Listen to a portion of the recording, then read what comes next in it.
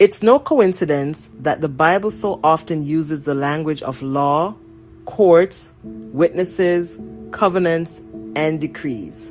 From Genesis to Revelation, God reveals himself not only as a father and shepherd, but also as a righteous judge seated in the heavenly court. His throne represents justice, his word is the law, and his covenant is the binding agreement between him and his people. When we talk about salvation, we are not merely describing a sentimental act of forgiveness.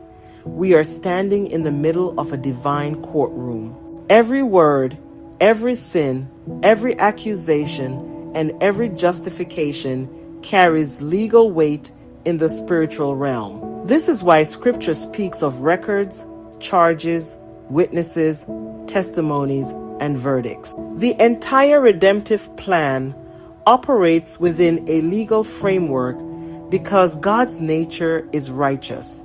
He cannot simply overlook sin, he must deal with it justly.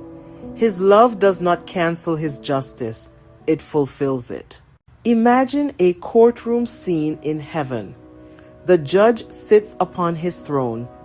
The accuser of the brethren stands, pointing to the record of sin, claiming that humanity has broken the covenant.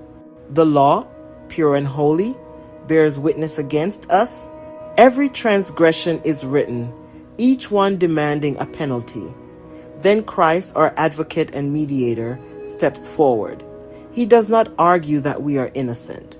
Instead, he declares that the debt has already been paid in full by his own blood. The judge, satisfied with the payment, slams the gavel and declares, "Case dismissed." That is the spiritual reality Paul describes in Colossians 2 verse 14. The legal language of Scripture originates in the Hebrew understanding of covenant, a solemn binding agreement ratified by blood. When God made covenant with Abraham, he swore by himself because there was none greater. When Israel entered covenant through Moses, it was sealed with the reading of the law and the sprinkling of blood, as seen in Exodus 24 verses 3 to 8. Breaking that covenant brought curses and judgment. Keeping it brought blessing and life. Every covenant had stipulations, witnesses, and consequences, all elements of a legal contract. Sin, therefore, is not just moral failure. It is covenant violation, a breach of divine law that carries legal repercussions. That is why the cross is not merely a